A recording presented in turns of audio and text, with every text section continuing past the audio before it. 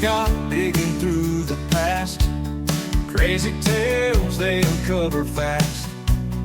History's stranger than you think. They'll also talk about wieners in a blink. They'll talk about wieners in a blink. Oddball History. Check, check. 1, 2, 1, 2. It's time for fucking history. It's time for birds of history. Boom, boom, boom. How.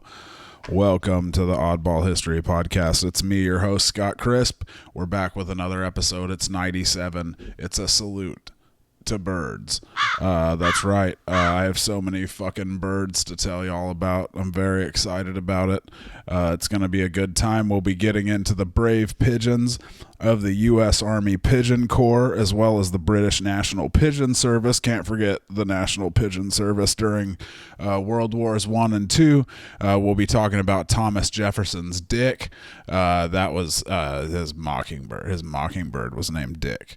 We'll meet the number one top-billed bird star of the golden age of Hollywood. Do you like that? The top-billed bird star, not bad. As well as Charles Dickens' pet raven Grip, who inspired two classic works of literature while biting any and everyone he could, she could get her treacherous little beak on. And finally, we'll be getting into John James Audubon, the number one bird guy in America's history, pranking his fellow naturalist Rafinesque so bad, so hard, that the full extent of his prank was not realized until 2016. All-time hilarious story there. But first, as always, it's time for top comments of the week. Top comments of the week. Our first top comment of the week, it comes from the Instagram reel about Mad Jack Mitten and all his animal pals, his 2,000 dogs, his bear and horse, who were best friends, as we remember from the episode. But on the short about Jack Mitten and all his animals, at I'm scared _ game had a very good question. They said, who cleaned all the animal shit? Which is, again, a good question. Knowing Jack Mitten, he probably paid like thousands of pounds a month in animal shit cleaning services. I would imagine he blew through a whole lot of money in his life. You remember, in like 15 years, it was really a Brewster's Millions kind of story. Only that was like all his money. It wasn't to like get more money, as I think it was in Brewster's Millions, a movie I don't really remember that well, but I think my dad loved it. I think all our dads loved it. Brewster's Millions, John Candy in there. Good times. I need to watch Brewster's Millions. But thanks for the comment. I'm scared _ the game. We appreciate it. Then over on YouTube, our next top comment of the week, it comes from the episode itself, Cavalcade of Rich Weirdos, episode 96 on YouTube. Our old pal WRZ2E said, I've often wondered how rich does a man have to be classified as eccentric as opposed to just weird? Solid question. I definitely don't know. I don't know finance like that. Like $5 million, something. It's probably gone up in recent years. Probably the line for eccentricity, the threshold, the eccentricity threshold used to be lower. Goddamn wealth inequality. But that's it for top comments of the week. Thank y'all, as always, for the comments. Keep them coming. Drop us a line wherever you're watching from. Let us know. Holler at us. We appreciate it. But anyway, without further ado, let's bring out the birds. Our first section this week is called Profiles in Bird Courage, War Pigeons, Past and Further Past. There aren't really war pigeons that much anymore, although there are some. The Wikipedia goes up into this decade, They're still being used from time to time, but not as big. We're focusing on the golden age of war pigeons. People have been using pigeons in war forever, it turns out. I wouldn't have realized before this episode, but hey, that's what having a salute to birds is all about. The Sultan of Baghdad was recorded as using messenger pigeons during a war around 1150 BCE. How's that for fucking a long time ago? In the 6th century BCE, Cyrus, king of Persia, used them. And in ancient Rome, Julius Caesar used pigeons to send messages back and forth between Gaul. In 1815, it was a carrier pigeon that broke the news of the Duke of Wellington's victory at Waterloo. Then perhaps war pigeons' finest hour comes during the Franco-Prussian War. Paris is surrounded by Prussians. Every land route is inaccessible. There's no way in or out. Total siege in Paris. So the French, they start sending up balloons containing pigeons. The balloons would carry the pigeons safely out of Paris, and then they would carry desperately needed messages back in, and then, out again. And this is not easy work, of course, for these pigeons. The Prussians, they know about the pigeons, so they have hawks. They had war hawks that would hunt the pigeons, but all the same, the pigeons still, they did a great job. 400 pigeons carried around 115,000 official government documents and close to 1 million private messages into Paris during the siege, turning the tide of war, these pigeons. Which brings us to the U.S. Army Pigeon Service, also known as the Signal Pigeon Corps, active during World War I and II, based at Fort Monmouth, New Jersey from 1917 to 1943, and then from 1943 to 1957 at Camp Crowder in Missouri. Just a few of the hero birds produced by this program were there was Cher Ami in World War I, originally a gift to the Corps from France. He flew 12 messages during the war. That's what we know about him for sure. But then his most famous story is on October 4th, 1918, Cher Ami supposedly alerted American forces to the location of the lost battalion in the Argonne Forest, losing an eye and a leg in the process. But they think this might be like a kind of a Balto situation where it was kind of invented after the fact. Like Cher Ami was really flying missions, but then they were like, it's a good name, let's just throw him into the Lost Battalion story, and he wasn't actually there. But either way, Cher Ami, credited with saving 194 lives, awarded the Croix de Guerre.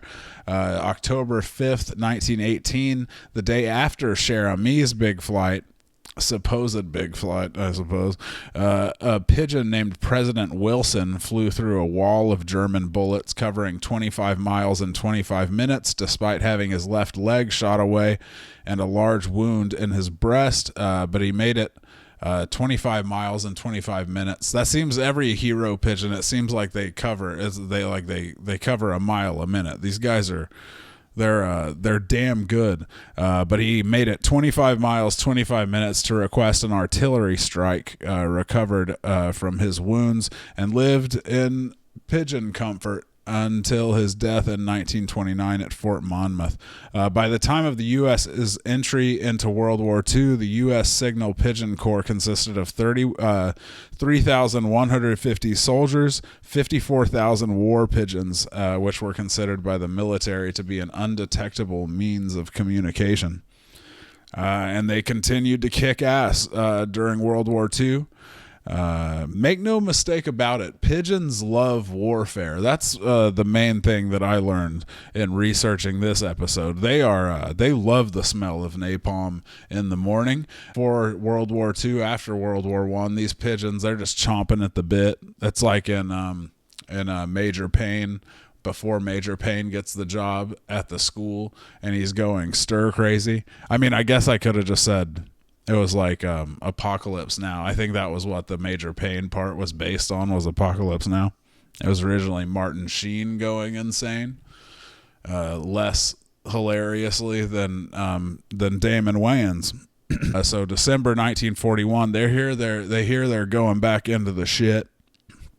They're going back to Europe. They're ready for it. They love it. I mean, you've seen the scene in Jarhead when they find out they're going overseas. These guys are ready to go. Beginning in 1943, the Maidenform Brassiere Company began producing pigeon vests, also known as pigeon bras, to help pigeons do jumps with paratroopers, along with little parachutes for the pigeons.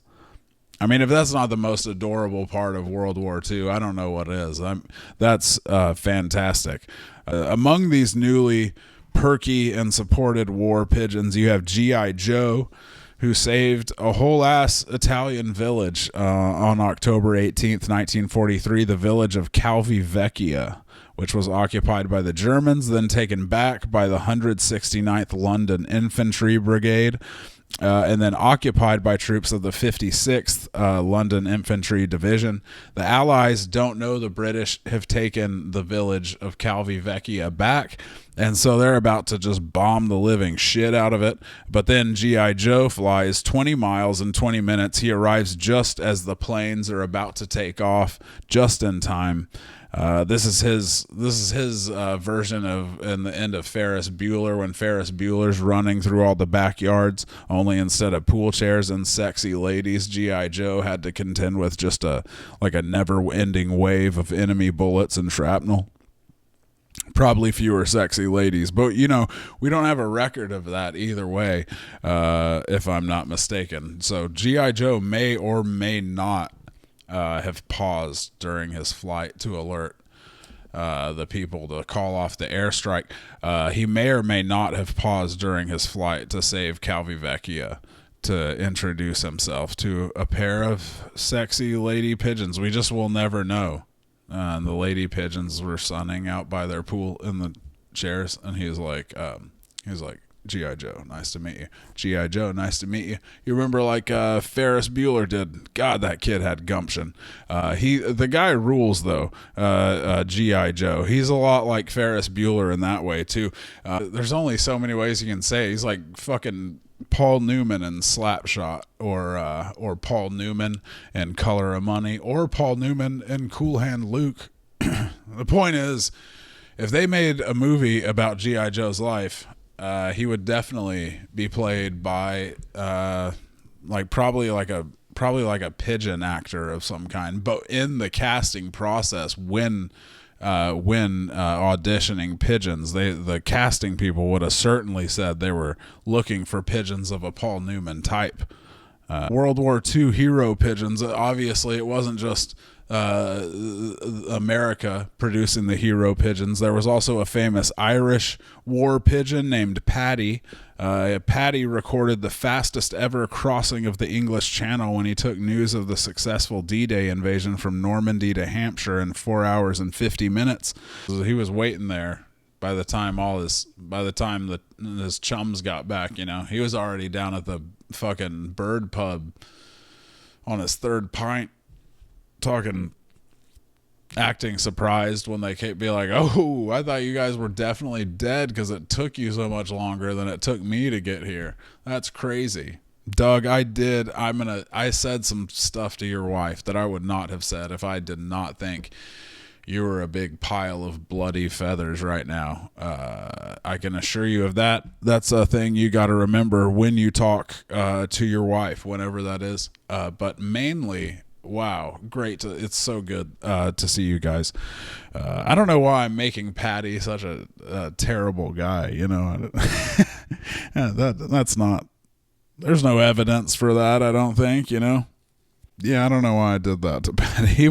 Patty was a good man, let the record show. Probably never even hit on other pigeons' wives. We do know Patty was awarded the Dickens Medal for his service, sort of like the Victoria Cross for animals. Salute to you, Patty. And of course, no discussion of great war pigeons would be complete in the World War II section without a mention of Mary of Exeter. My favorite name of a war pigeon, I think, of all of them, Mary of Exeter. It sounds like such a fancy lady, Mary of Exeter, but it was a carrier pigeon with the National Pigeon Service, and she was kind of like Will Ferrell and Austin Powers in the beginning of the first Austin Powers, and their Dr. Evil's trying to execute him, but he keeps living. That was kind of Mary of Exeter's thing. She was in the service from 1940 to 1945. She was badly injured when attacked by a German war hawk. There are the hawks again. It was World War II extended to the birds as well. It's crazy to think about. But so she was badly injured when attacked by a German war hawk. Then she got shot once, and then the Luftwaffe bombed her home loft during their raids on Exeter, killing a bunch of the pigeons there. But Mary of Exeter survives and swears revenge on them. She returned to service, as she always did, but then she was hit with shrapnel her last run. She was hit with shrapnel, damaging her neck muscles in a way that required her handler, Charlie Brewer, a bootmaker by trade. He makes her a little leather collar to hold her head up, which, again, another of the cutest moments from World War II, I think. Takes her out of service. In total, Mary made 4 trips from France to England. She wins the Dickens Medal in 1945. In the end, over 90% of the messages sent by U.S. Army pigeons were received. Also at war's end, the War Assets Administration salvaged 27,064 pigeon vests as surplus property and then sold them to a single dealer, with an officer from the administration saying he didn't, quote, he didn't say what he planned to do with them. What could anyone do with 27,064 pigeon vests? Which we never found out. It was just some guy bought 27,000 pigeon vests, and even the people selling the vests were like, yeah, we don't know what the fuck that could possibly be about. Just one of the great, outstanding mysteries of World War II. Meanwhile, in Hollywood, California, around the same time, Jimmy the Raven, star of stage and screen, was being honored for his own contribution to the war effort. He was awarded the Red Cross Gold Medal in honor of his entertaining the troops for over 200 hours. This is a big get for the Red Cross. Jimmy is a huge deal. In fact, a lot of film historians believe that without Jimmy the Raven, Frank Capra wouldn't be shit. They said that. And it definitely seems like Capra himself was aware of this fact, because he cast Jimmy in 1938's You Can't Take It With You, and then every other movie he ever made, he knew where his bread was buttered, and that was with Jimmy the Raven, including 1946's It's a Wonderful Life, of course, his most famous movie, in which Jimmy played Uncle Billy's pet raven, which makes sense. I mean, it would be crazy if it said like he was the daughter. That would be nuts. No, I think they definitely got it right, having the raven play the raven and the kid play the daughter. But Jimmy had so many iconic roles. He played the crow that landed on the scarecrow in The Wizard of Oz in 1939. That's right. He could do crow or raven. He was just a pro in that way. Jimmy had been found in a nest in the Mojave Desert by Hollywood animal trainer Curly Twyford in 1934 and taught him how to do all kinds of tricks. It said, quote, including typing and opening letters. He could even ride a tiny motorcycle. Which, like, not to talk down on a legend here, but like that's bad list making, I feel, you know? There's 3 things and 2 of them are male, and the third one's like the coolest shit you've ever heard, and you're like, I don't know, man, you got to package that better. Because the one thing, you know, the Jimmy the Raven riding a little motor, I would him riding the little motorcycle is a thing I would pay almost any price to see. I would go into debt to see. And then you're like, he can also do laundry. Like, like, that's amazing. Don't get me wrong, but I kind of wish you hadn't said it still. Jimmy appeared in more than 1,000 films from the 30s to the 50s. At one point, Metro-Goldwyn-Mayer had Jimmy insured for $10,000, which actually seems a little low for a star of Jimmy's caliber, if we're being completely honest. Jimmy also, at the height of his powers, had a stable of 21 stand-ins that would go in and play Jimmy's role if the scene didn't require movement or any tricks. AKA just all the piddly crap that Jimmy wouldn't touch with a 10-foot bird pole. Jimmy's last credited film was Three Ring Circus, starring Dean Martin, Jerry Lewis, and Zsa Zsa Gabor, after which nobody really knows what happened to Jimmy. Some stars burn so brightly. What's that saying? Anyway, he disappeared is my point. He's like Bertram from The Sandlot. Got really into the 50s and nobody ever saw him again. Next in our cavalcade of fine feathered colleagues, Thomas Jefferson's mockingbird Dick, the first White House pet, apparently. Thomas Jefferson loved Dick, and he didn't care who knew it. That's not me being provocative. That's just me telling the objective truth about one president and his favorite bird. Jefferson bought Dick from one of his father-in-law's slaves, because of course he did. It's always with the slaves with this guy. But he loved mockingbirds. Apparently, his daughter's family also had a mockingbird as a pet. Jefferson once wrote to her husband, his son-in-law, "I sincerely congratulate you on the arrival of the mockingbird. Teach all the children to venerate it as a superior being which will haunt them if any harm is done to itself or its eggs." That's a good lesson to teach children, that mockingbirds will fuck you up. Between this and To Kill a Mockingbird, I was thinking earlier, it seems like that was a big lesson in earlier chapters in American history. There was a lot of people going around being like, don't touch the mockingbirds if you know it's good for you. As for his own mockingbird, Dick, Jefferson kept Dick's cage. That's right, he had a Dick cage. Kept Dick's cage in a special area in his study on the windowsill, surrounded by plants, and a lot of times he would leave the cage open, allowing Dick to fly around the room. He enjoyed perching on Jefferson's shoulder as he worked. Jefferson would just have Dick resting on his shoulder here as he handled his correspondence. Dick would also sometimes swoop down and take pieces of food from between Jefferson's lips as like a fun party trick. No word on how the standard reaction was to that, but I'm guessing it was something like, "Ugh, go! Oh, that's great. That is fun. Great job, Mr. President, on having that bird eat from your mouth." It does get a little cute here. The mockingbird would follow Jefferson around, like he would follow him up the steps to his study and like hop step by step behind Jefferson, and then he would perch on the couch and sing Jefferson to sleep like a goddamn Disney cartoon. And when Jefferson would play his violin, Dick would sing along. Dick would accompany.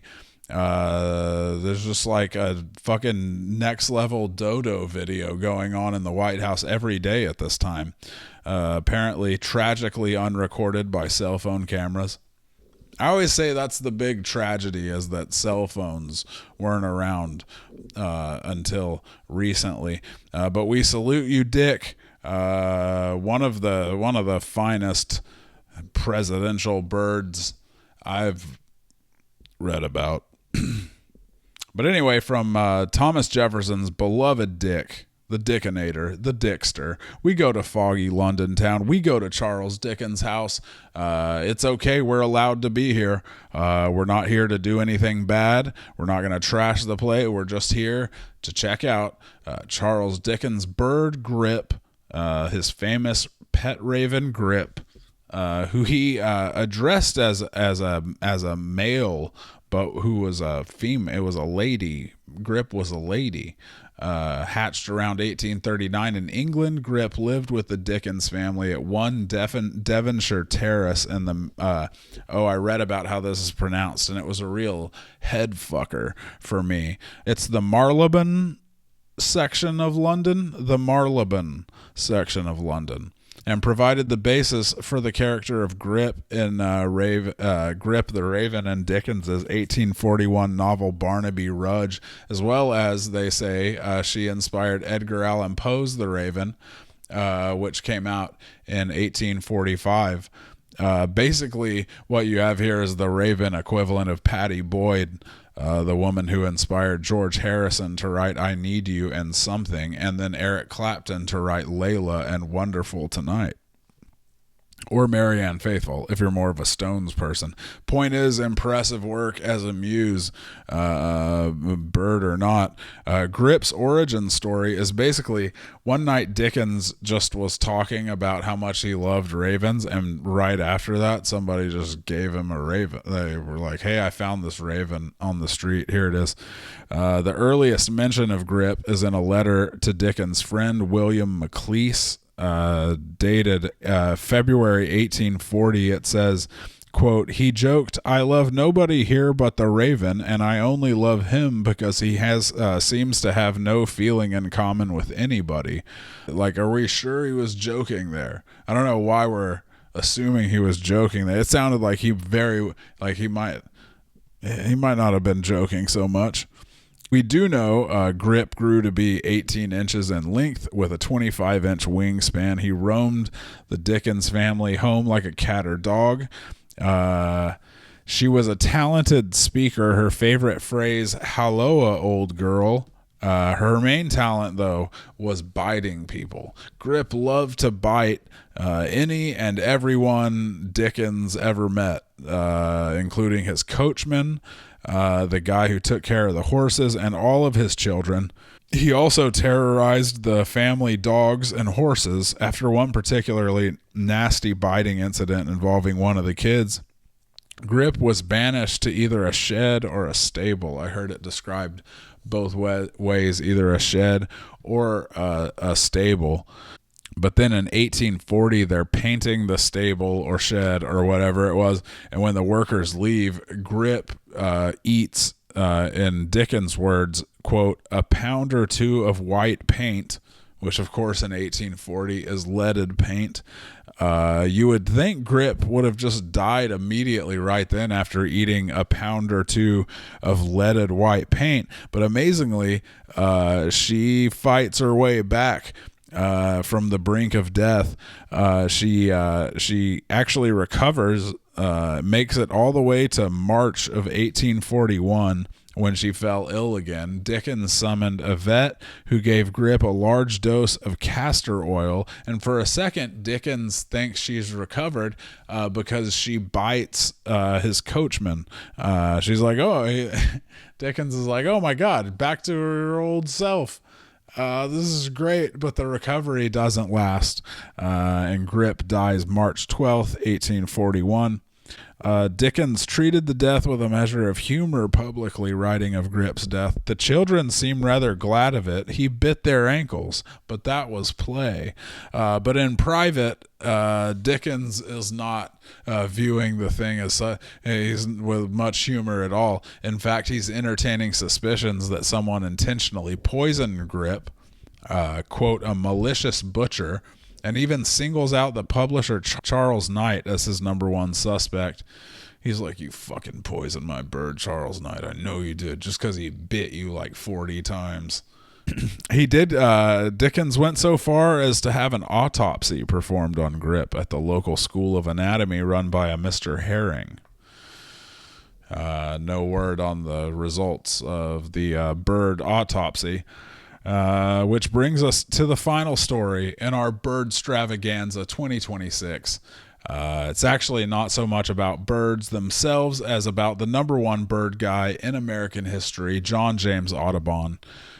John James Audubon gets his revenge. In 1818, the brilliant but universally disliked, highly eccentric, self-taught naturalist Constantine Rafinesque is touring the Ohio River Valley looking for yet-to-be-named species of plants and animals so he can name them, because that's like his whole deal. Rafinesque loved naming shit, giving scientific names to things. He had taught himself Latin and Greek as at like 14, so he could do this better. Mostly plants. He published 6,700 binomial names for plants in his lifetime, and also a lot of animals as well, including the mule deer, the black-tailed prairie dog, and the white-footed mouse. He gave all of them their scientific names based on the notes from Lewis and Clark's famous expedition. He was like a polyglot. Like I said, he taught himself Greek and Latin at age 14. So never went to college, but he got very rich in trade. He retired at 25. He was named a fellow of the American Academy of Arts and Sciences in 1808. Later, he would become a professor of botany at Transylvania University in Kentucky. And he had a theory of evolution before Darwin, but he didn't have like the research to back it up. So the scientific community was collectively like, shut the fuck up, Rafinesque. We're not trying to hear your wild theories. But he was credited and quoted by Darwin in his On the Origin of Species, which Darwin did very reluctantly, again showing just how people felt about Rafinesque in the scientific community. There's even a letter where Darwin complains to a friend. He's like, God damn it, I'm going to have to credit Rafinesque in my book. I'm going to have to credit him. It sucks. But there's no way around it. I'm going to have to credit that motherfucker Rafinesque. Rafinesque, he remains completely self-assured. He once told John Jacob Astor in a letter, versatility of talents is not uncommon in America, but those which I have exhibited may appear to exceed belief, and yet it is a positive fact that in knowledge I have been a botanist, naturalist, geologist, geographer, historian, poet, philosopher, philologist, economist, philanthropist. So in 1815, on a return trip to the U.S., Rafinesque's ship crashed into some rocks and sank, taking with it all of his specimens, upwards of 600,000 of them, his library, 2,000 maps and drawings, 300 copper plates, as well as all his clothes and shit, just all his belongings. If that's not bad enough, his common-law wife, Josephine, back in Sicily, where he's been living for 10 years previous, his common-law wife assumes he died in the sinking. Word reaches Sicily. At first, just that the ship sank. She immediately assumes, he must be dead. Then 2 weeks later, when word reached Sicily that he had actually survived the sinking, she had already married a comedian. A rough break for Rafinesque there. In some things he's described as an actor and some comedian.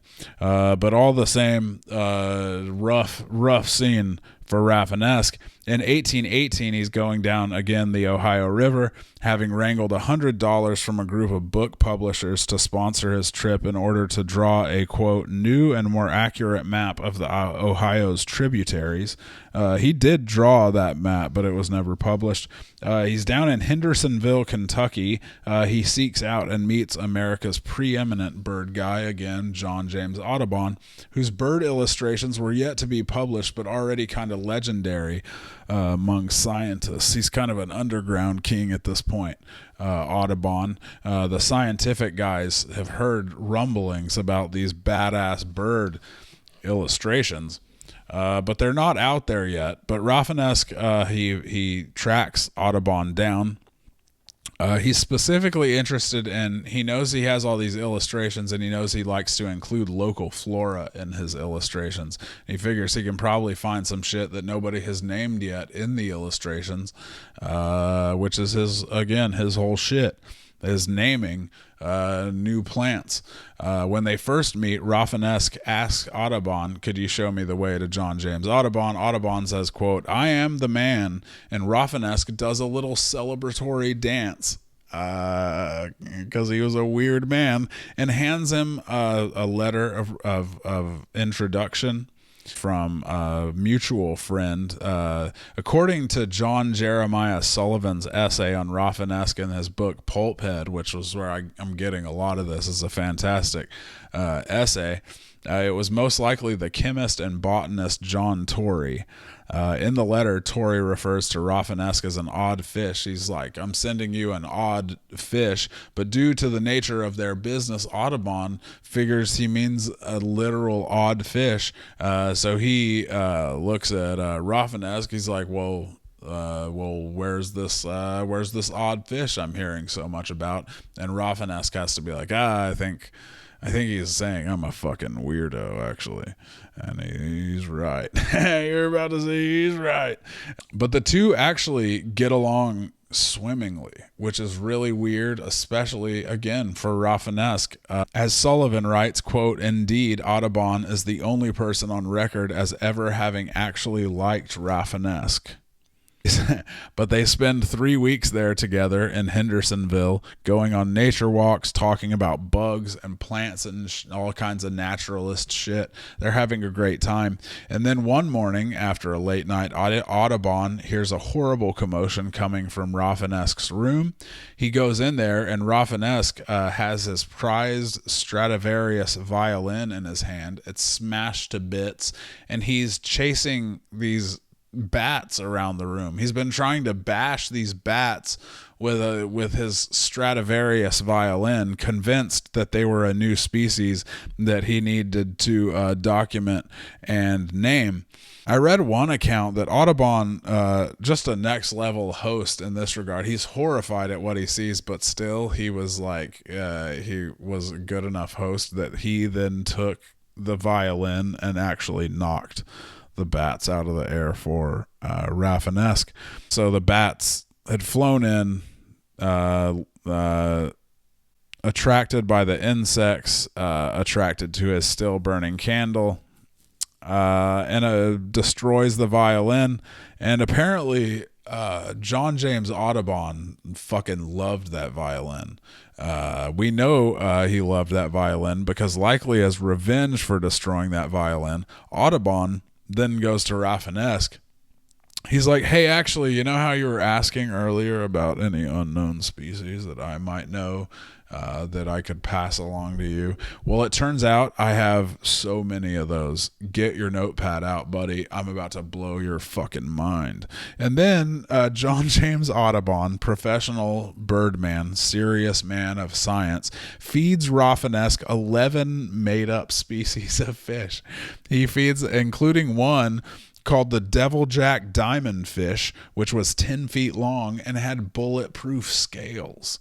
Rafinesque is writing all this down. It's fun to imagine Rafinesque writing all this down dutifully. He's like, holy Christ, bulletproof scales. Oh my God. And lasers that shoot out of the eyes. Oh my God. And a flaming skull for a head. Oh my God. What is even happening in the rivers of America? Sideburns? The fish has sideburns, you say? Big bushy ones? Good Lord, what is happening on this continent? But this keeps 11 in total, 11 crazy fish, and he writes them up. They said that Rafinesque did have doubts about certain details, like of the species, but he never suspected that they were just made up wholesale to spite him. And so they stayed in the scientific record until the 1870s. For 50 years. They made it into one of Rafinesque's books and stayed on the scientific record until the 1870s. But eventually, in the 1870s, they figure out what happened with the fish. But then it turns out it wasn't just the fish. The full extent of Audubon's prank on Rafinesque does not come to light until 2016, when Neil Woodman of the Smithsonian's Natural History Museum discovered Audubon was also behind 2 made-up birds, 3 made-up snails, 2 plants, and 9 types of, quote, wild rats, including the, quote, the blackish rat and the big-eye jumping mouse and the 3-striped mole rat, all documented by Rafinesque. All told, Audubon fed Rafinesque 28 fake species. Teach you to fucking destroy my violin, pal.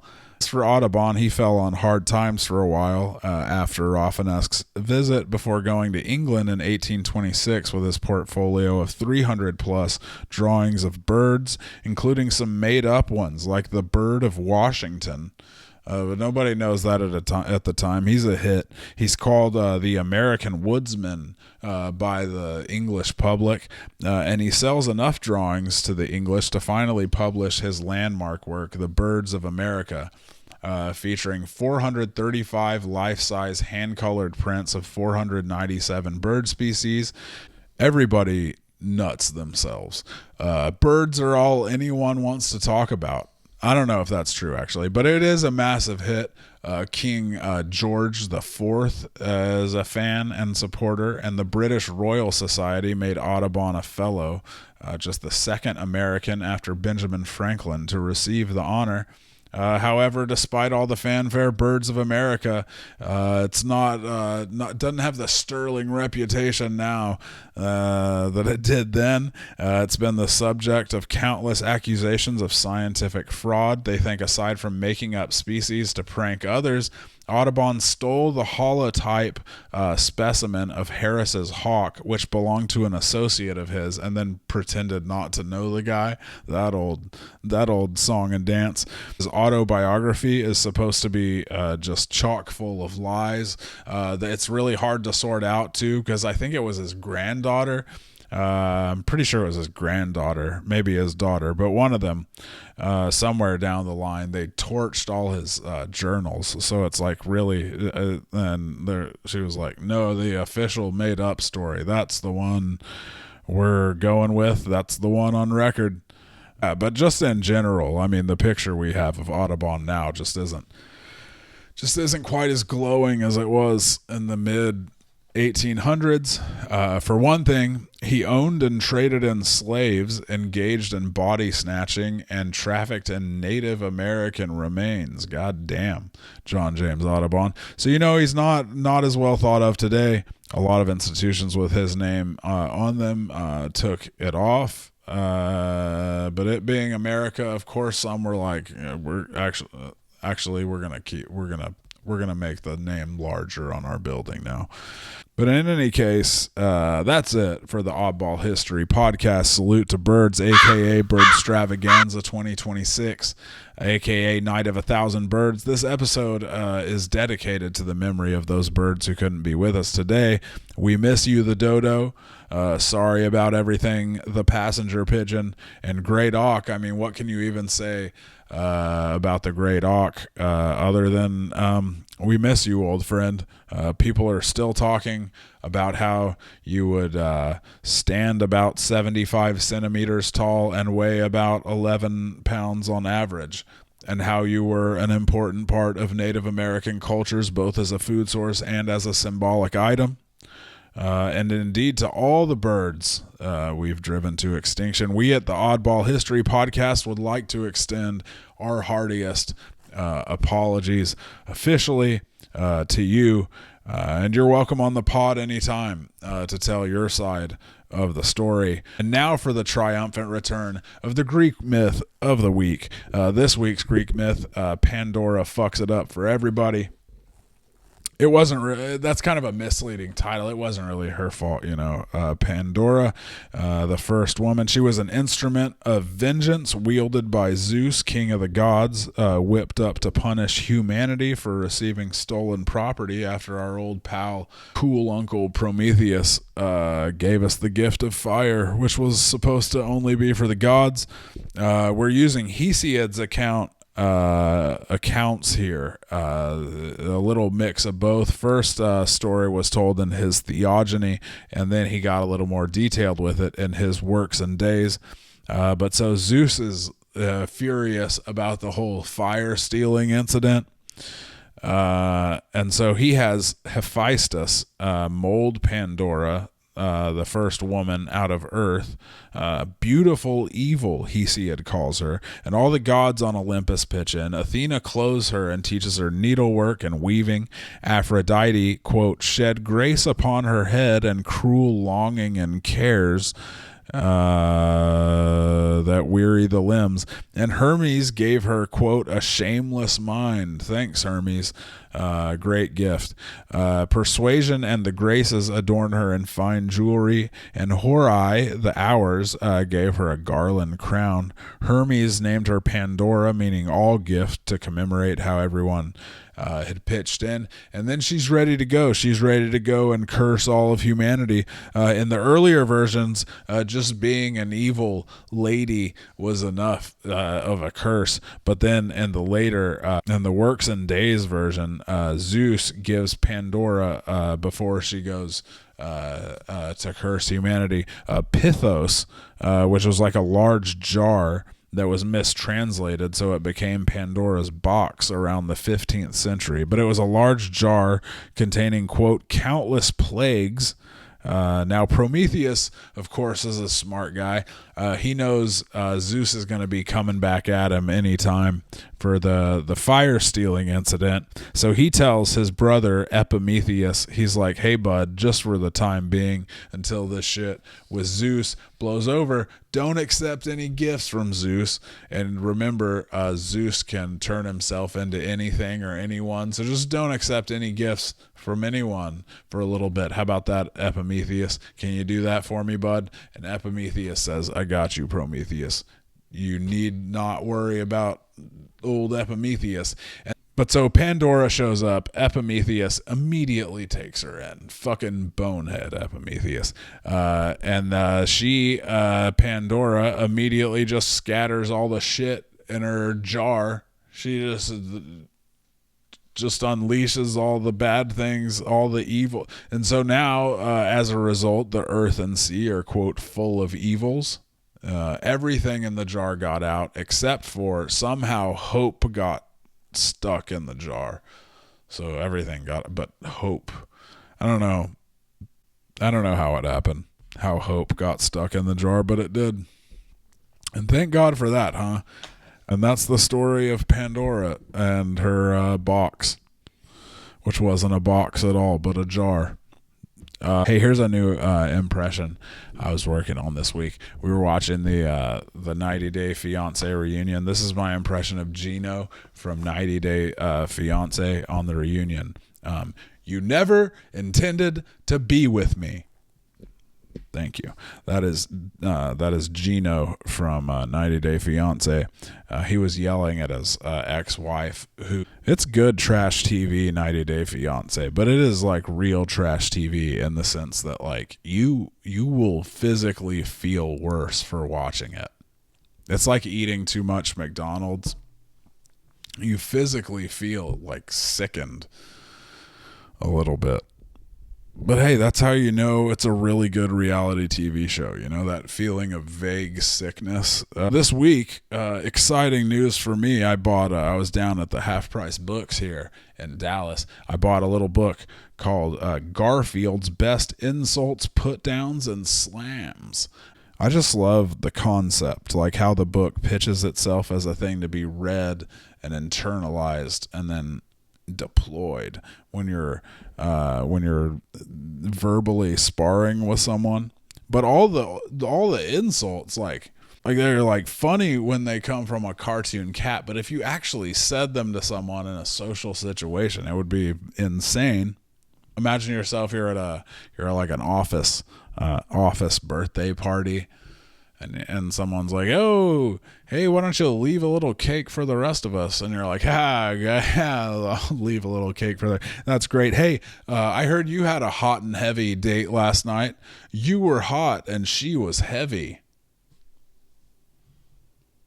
and then you have to talk to HR at least. My point is, it's not you. I hope no one actually attempted to use the book in the way that it seems to be intended. But with that said, I did compile my top 7 of Garfield's best insults, put downs, and slams. Number 7 from the section ragging on other people and their dates. Quote, "You haven't had a date in so long, they should feature you on America's Most Unwanted." Again, great coming from Garfield. That's so funny. Coming from another person, that is devastating. That's getting talked about in therapy. Number 6 from the same section, "Your date doesn't cut the mustard, but he sure cuts the cheese." He farts a lot. People are talking about it. How much he farts. He cuts the cheese. That's what that means. From the section Life in the Fat Lane, can you guess what that section is about? It's one of the longer sections, and I think for obvious reasons, because you dislike most and others what you see in yourself, what you identify with. That's what you hate the most, and this is one of those, of course, because Garfield, he's not a slim cat. That's one of the thickest sections in the book, Life in the Fat Lane. I am suggesting that Garfield hates himself a little bit inside. From the section Life in the Fat Lane, number 5, quote, "Hey, Porky, if I slopped your trough, would you be in hog heaven? Oink once for yes." That one just keeps going, doesn't it? It's just a lot of, good Lord. Hey, Porky, if I slopped your trough, would you be... That is too far. That's too far, Garfield. All right. And I'm not afraid to say it. Number 4 from the section Dress to Kill, or at least nauseate. Fuck you, your clothes suck. That's what Garfield says. Quote, "Where'd you buy those pants? JC Ugly?" Fucking roasted again. Got your ass. JC Ugly. What are you even going to say to that? Oh, are there still JC Penney's around? It just occurred to me that might not be a viable joke anymore. All the JC Penney's might have gone the way of Dillard's or Gimbel's. Is Dillard's still around? Oh, I'm really exposing myself as not having my finger on the pulse of department stores. But anyway, from the same section, Dress to Kill, or at least nauseate, quote, "Nice shoes. Was Bozo World having a sale?" Because you look like a bozo. Number 2 from Nerd is the Word section, all about nerds. Really focusing on how John Arbuckle is a nerd, but with burns that could be used for any nerd, as far as I know. From Nerd is the Word, quote, "Who designed your outfit? Christian Dior?" That one's for real pretty good. I really do. I think that's solid writing. I think that's really good. And then the number 1 sickest burn from Garfield's best insults, put downs, and slams, from the section Low Blows. It's about short people. "You're so short, you have to duck under dogs." So pretty short, if you have to. I just love that mental I just think that's a great mental image. But anyway, that's it for the slams. So you can see here in the Dress to Kill section, Garfield is dressed as Doug Stanhope, which is fun. It's just a great read, and I feel glad to have these things to say to people in social situations, all loaded up and ready to go. Every once in a while, you see a video of a unfortunate bullfighter catching a horn up the ass.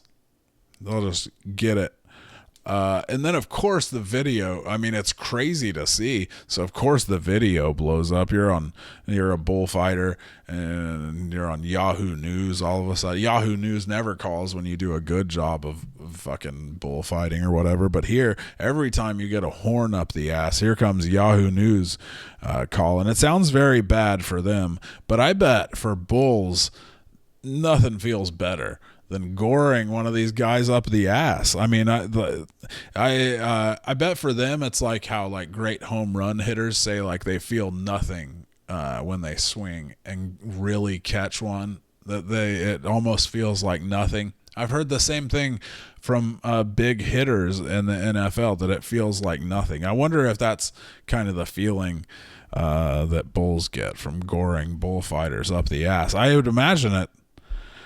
I'd imagine it would be.